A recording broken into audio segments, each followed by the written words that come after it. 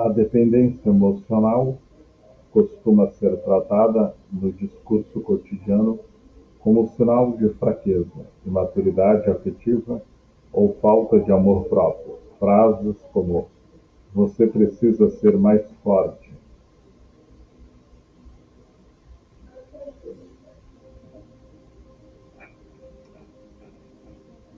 "aprenda a se amar" ou "não dependa de ninguém", circulam com facilidade, como se o sujeito pudesse simplesmente escolher não depender.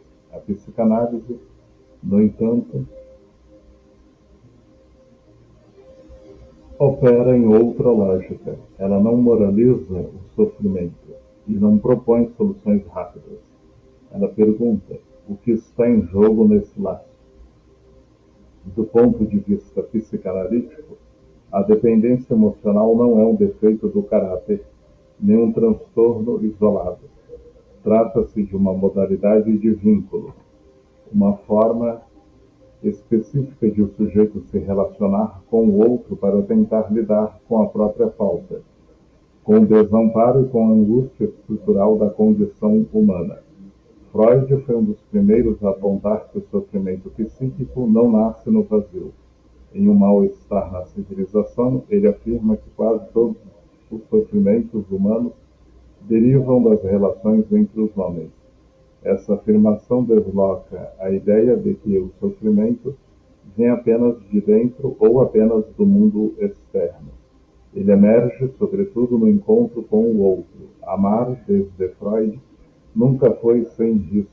O laço amoroso expõe o sujeito à perda, à frustração, ao ciúme e à repetição de experiências infantis que jamais foram totalmente simbolizadas. Ao longo de sua obra, Freud demonstra que o amor mobiliza as camadas mais profundas do psiquismo. Não amamos de forma neutra ou racional, amamos com o inconsciente. E é justamente aí que a dependência emocional encontra seu terreno fértil. O amor reativa marcas precoces, fantasias de completude, medos de abandono e tentativas de reparação de faltas antigas. Lacan retoma Freud e radicaliza essa leitura ao afirmar que o sujeito se constitui no campo do outro. Não existe sujeito autônomo, fechado em si mesmo, e depois escolhe se relacionar. O sujeito nasce na linguagem, no desejo do outro, no olhar que o antecede. Somos, desde o início, seres de laço. Isso significa que a dependência não é um acidente da vida adulta, mas algo estrutural da condição humana. A pergunta clínica, portanto, não é se dependemos, mas como dependemos. Dependemos de modo a nos perdermos? Dependemos de modo a nos anularmos?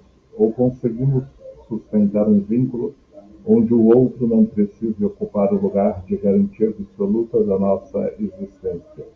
É nesse ponto que entra o conceito central desta palestra, o laço imaginário. Um tipo de vínculo em que o outro é investido como espelho, como complemento, como resposta para aquilo que o sujeito não consegue simbolizar em si mesmo. No laço imaginário, o amor deixa de ser encontro entre dois sujeitos e passa a funcionar como tentativa de tamponar a falta, de restaurar uma suposta unidade perdida. Compreender a dependência emocional a partir do laço imaginário nos permite sair das explicações simplistas e entrar no campo clínico, propriamente dito. Não se trata de perguntar por que essa pessoa se submete, mas de escutar o que esse vínculo sustenta, o que ele evita, o que ele tenta reparar. Ao longo desta palestra, proponho pensar a dependência emocional não como um erro a ser corrigido, mas como um sintoma a ser escutado. Um sintoma que fala do modo como cada sujeito aprendeu a amar, a se proteger da angústia e a existir no laço com o outro. O que é o laço imaginário? Na teoria lacaniana, o registro imaginário está diretamente ligado à imagem. a identificação e a ilusão de unidade do eu. Ele não é um detalhe secundário da constituição psíquica, mas um dos pilares da formação do sujeito. É no imaginário que o eu se organiza, e é também ali que surgem muitas das armadilhas do laço amoroso. Lacan localiza a origem desse registro no estágio do espelho. Nesse momento lógico da constituição subjetiva, a criança se reconhece em uma imagem externa e experimenta pela primeira vez a sensação de ser um todo. Essa imagem oferece uma promessa de unidade frente à vivência corporal, fragmentada e ao desamparo inicial. No entanto, essa unidade é, desde o início, uma ilusão estruturante. O eu nasce alienado numa imagem que não lhe pertence inteiramente. É importante sublinhar isso. O eu não nasce de dentro, mas a partir de fora.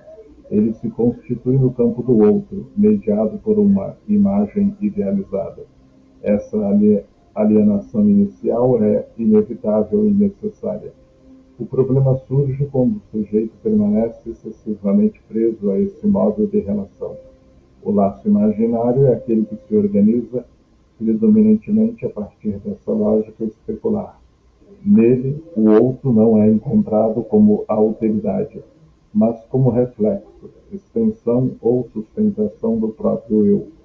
O vínculo deixa de ser um encontro entre dois sujeitos e passa a funcionar como um espelho onde o sujeito tende a confirmar sua imagem, seu valor e sua consistência. Nesse tipo de laço, o outro é vivido como espelho, alguém que deve refletir a imagem desejada de si mesmo.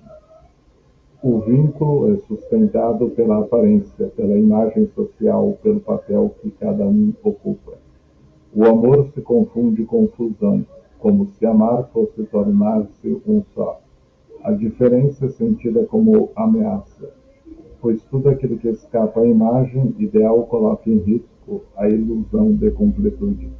Quando a diferença aparece, seja na forma de desejo próprio, autonomia ou limite, ela é vivida como traição, rejeição ou abandono. O outro deixa de ser parceiro e passa a ser inimigo potencial da estabilidade narcísica. Nesse cenário, o outro não é reconhecido como sujeito do desejo, mas com sua própria falta, seus impasses e sua singularidade. Ele é reduzido à função de suporte narcísico. Ama-se menos o outro enquanto sujeito e mais aquilo que ele sustenta da própria imagem, a sensação de ser amado, escolhido, completo, necessário. Por isso, no laço imaginário, o amor frequentemente vem acompanhado de rivalidade, comparação e controle. O sujeito precisa garantir que o outro continue ocupando aquele lugar que sustenta sua imagem. Qualquer ameaça a esse lugar gera angústia, ciúme e tentativas de controle. Lacan é preciso ao afirmar que o imaginário é o campo da rivalidade, onde há espelho há comparação, onde há comparação há dependência. O sujeito depende do outro para confirmar quem ele é, e essa dependência pode se tornar devastadora quando o vínculo é atravessado por perdas, frustrações ou separações inevitáveis. Compreender o laço imaginário é fundamental para entender a dependência emocional. Não se trata de um excesso de amor, mas de um amor capturado pela imagem, um amor que tenta negar a falta e, ao fazê-lo, aprisiona o sujeito numa relação em que existir passa a depender do olhar do outro.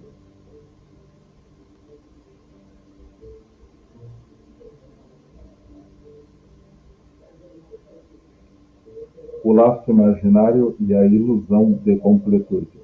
Na dependência emocional, o outro deixa de ocupar apenas o lugar de parceiro e passa a ser investido como resposta ao vazio, ao desamparo, à angústia e à sensação de falta que atravessa o sujeito. O vínculo deixa de ser um encontro entre dois e se transforma numa tentativa de restauração de algo que se perdeu ou que, na verdade, nunca existiu. Nesse tipo de laço, o outro é vivido como aquele que dá sentido à vida, funcionando como eixo organizador da existência.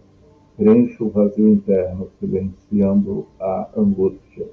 Garante uma identidade, dizendo ao sujeito quem ele é e qual o seu valor. Protege do desamparo, oferecendo a ilusão de segurança absoluta. Esse movimento é profundamente humano, desde o início da vida. O sujeito depende do outro para sobreviver, para ser nomeado, reconhecido e inscrito no laço simbólico.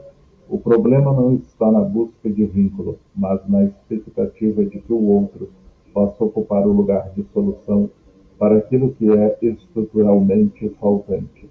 A psicanálise nos ensina que a falta não é um defeito a ser corrigido, mas uma condição da existência. É a falta que move o desejo, que possibilita a criação e que permite o encontro com o outro enquanto sujeito. Quando o outro é convocado a preencher essa falta, algo se desloca, o desejo se transforma em demanda e o amor se aproxima da necessidade. Lacan formula isso de maneira contundente ao afirmar que não há relação sexual. Essa frase não se refere à inexistência de relações entre sexos, mas à impossibilidade de uma complementariedade plena entre dois sujeitos. Não existe encaixe perfeito. Não existe outro que complete o que falta. Não existe unidade perdida a ser recuperada. Quando o sujeito acredita ter encontrado alguém que o completa, ele entra no campo da ilusão imaginária. Trata-se de uma fantasia de fusão, de totalidade, de retorno a uma suposta unidade original.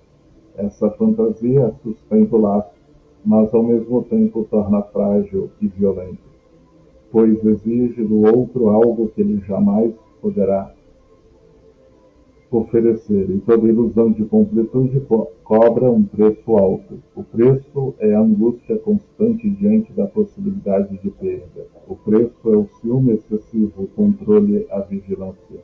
O preço é a renúncia de partes de si para manter o vínculo. O preço é o sofrimento quando o outro falha, inevitavelmente, em corresponder ao ideal. Na clínica, vemos com frequência sujeitos que dizem: sem essa pessoa, eu não sou nada. Essa frase revela com precisão o funcionamento do laço imaginário.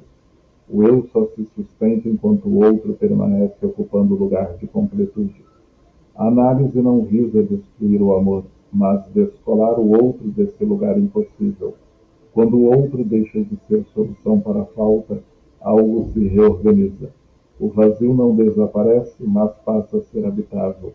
O amor deixa de ser prisão e pode eventualmente tornar-se encontro entre dois sujeitos faltantes e não entre um que supostamente completa o outro. Angústia, ciúme e controle. Quando o laço é predominantemente imaginário, qualquer ameaça à imagem que sustenta o vínculo produz angústia. Não se trata apenas do medo de perder o outro enquanto pessoa amada, mas de algo mais profundo, o medo de perder a si mesmo. O outro, nesse tipo de relação, não é apenas alguém que se ama. Ele ocupa a função de sustentação do eu. Quando essa sustentação vacila, o sujeito sente que tudo pode desmoronar. Por isso, a angústia nesses vínculos costuma ser intensa e muitas vezes desproporcional aos acontecimentos concretos.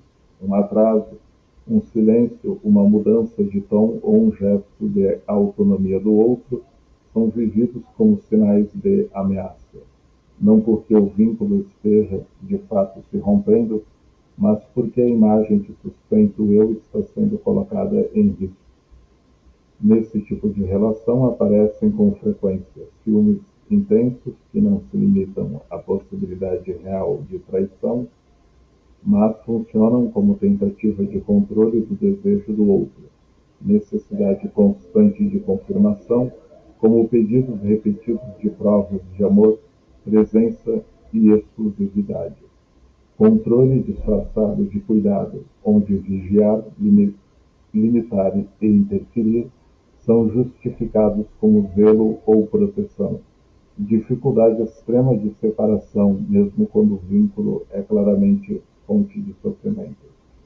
Esses fenômenos não devem ser lidos apenas como comportamentos disfuncionais, mas como respostas específicas à angústia de desintegração. O sujeito tenta, por meio do controle, garantir que o outro permaneça no lugar que sustenta sua imagem e sua consistência subjetiva. Lacan nos oferece uma chave fundamental ao afirmar que a angústia surge quando o sujeito se vê demasiado próximo do desejo do outro. A angústia não aparece quando o desejo do outro falta, mas quando ele se torna opaco, invasivo ou imprevisível. O sujeito se pergunta, ainda que de forma inconsciente, o que o outro quer de mim? Ou, e se eu deixar de ser aquilo que sustenta o desejo do outro? Na dependência emocional, o sujeito vive permanentemente nesse lugar. Ele se organiza em função do desejo do outro e, ao mesmo tempo, teme perder esse lugar. Essa proximidade excessiva não permite distância simbólica suficiente para que o desejo circule. Tudo se torna urgente, dramático e absoluto. O ciúme, nesse contexto, não é apenas medo de concorrência, mas medo de exclusão do lugar imaginário ocupado. O controle surge como tentativa de estabilizar o laço, de tornar previsível aquilo que, por estrutura, é impossível controlar, o desejo do outro. Na clínica, observa-se que quanto maior o controle, maior a angústia. O sujeito acredita que controlar trará segurança, mas ocorre o contrário. O controle reforça a dependência e intensifica o medo da perda. O vínculo se fecha sobre si mesmo, tornando-se sufocante para ambos. A análise não visa eliminar a angústia, mas permitir que o sujeito possa suportá-la sem recorrer à captura do outro. Quando o laço deixa de ser sustentado apenas pela imagem, a angústia pode se transformar em sinal, em algo que aponta para a necessidade de separação simbólica. É nesse movimento que o sujeito pode começar a existir fora da vigilância constante do desejo do outro, abrindo espaço para um laço menos aprisionador e mais habitável.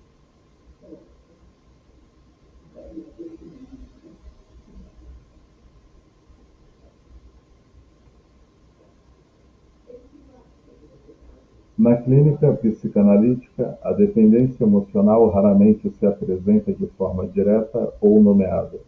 O sujeito não chega dizendo, sou dependente emocional.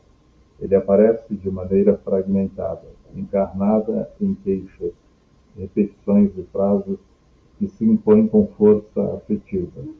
É na escuta dessas falas que o analista localiza o funcionamento do laço.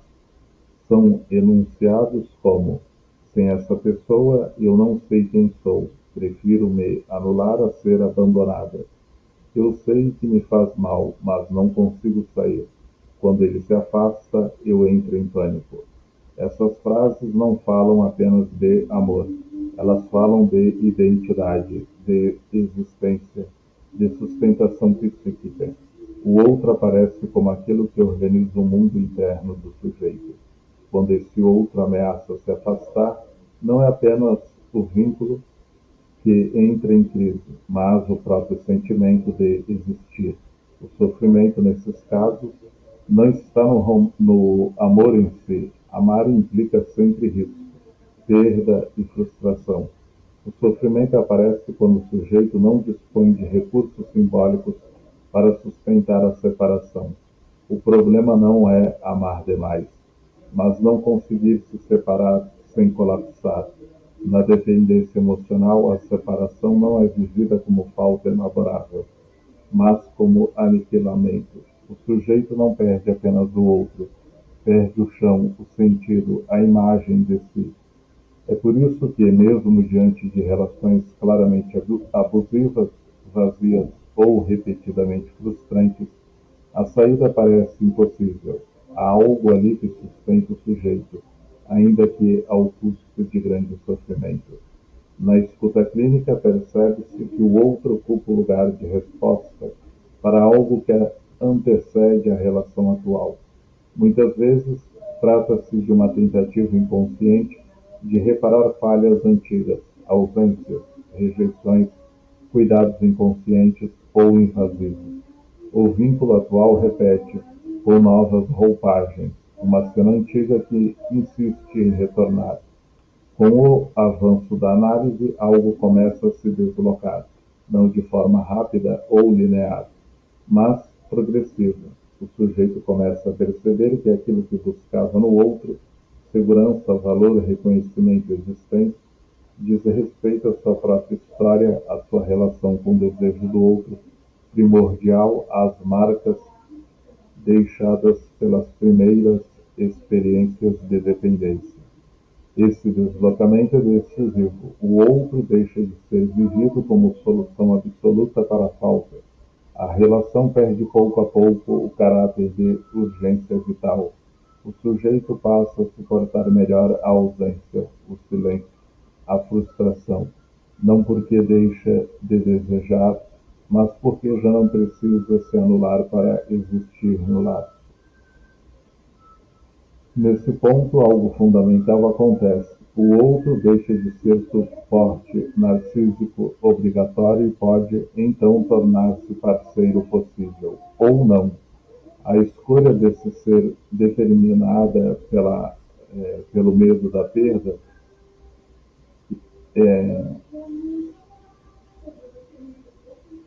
e passa a incluir o desejo, o limite e a diferença.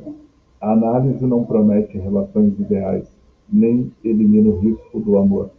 Ela oferece algo muito mais discreto e mais ético, a possibilidade de não se perder de si mesmo ao amar.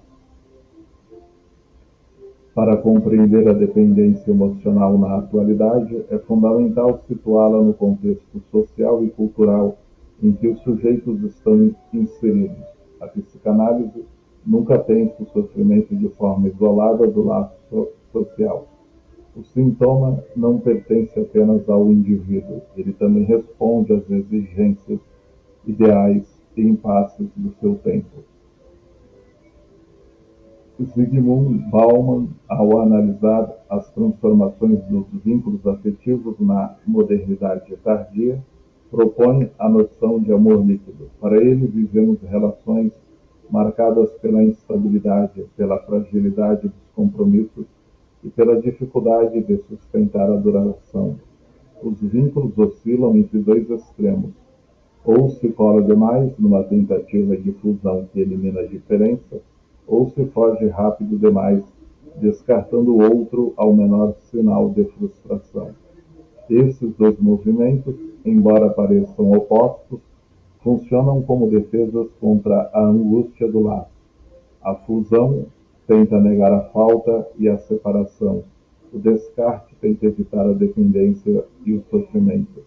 Em ambos os casos, a dificuldade de sustentar o encontro com o outro, enquanto sujeito desejante, imprevisível e faltante. A dependência emocional encontra, nesse cenário, um terreno fértil, em relações frágeis e instáveis. O sujeito tende a se agarrar ao vínculo como forma de garantir alguma consistência. Ao mesmo tempo, o medo de ser abandonado convive com o medo de se perder no outro. O resultado é um laço marcado pela ambivalência, pela ansiedade e pela repetição. Byung-Chul Han oferece outra chave importante ao descrever a sociedade do desempenho. Segundo ele, deixamos para trás uma sociedade de proibição para entrar numa sociedade da exigência. Hoje, o sujeito é convocado a ser autônomo, produtivo, feliz, resiliente e autossuficiente. O fracasso não é mais atribuído ao sistema, mas vivido como culpa individual. Paradoxalmente, quanto mais se exige autonomia, mais surgem formas intensas de dependência afetiva. O sujeito é pressionado a dar conta de tudo sozinho, mas não encontra espaço para sustentar sua própria falta, sua fragilidade e sua incompletude. O outro aparece então como refúgio, como promessa de descanso, como garantia de sentido. Nesse contexto, a dependência emocional funciona como uma tentativa de compensação. O sujeito busca no vínculo aquilo que a lógica do desempenho não permite: amparo, reconhecimento, descanso do ideal de autossuficiência. O problema é que esse apoio é colocado no outro de forma absoluta, tornando o laço pesado e insustentável. A clínica contemporânea mostra sujeitos exaustos que oscilam entre a exigência de serem independentes e a angústia de não conseguirem existir sozinhos. Vínculos intensos, rápidos e muitas vezes dolorosos tornam-se o cenário privilegiado onde esse conflito se manifesta. A dependência emocional, portanto, não pode ser pensada apenas como um problema individual, uma falha pessoal ou uma incapacidade de amar de forma madura. Ela é, sobretudo, um sintoma do nosso tempo. Um tempo que exige tudo do sujeito, mas oferece pouco espaço para a elaboração da falta, do limite e da dependência estrutural que marca a condição humana. A psicanálise, ao escutar esses impasses, não propõe receitas de autonomia nem idealiza a independência absoluta. Ela sustenta o espaço onde o sujeito possa falar do seu modo singular de amar, sofrer e se vincular sem ser reduzido aos imperativos do discurso contemporâneo.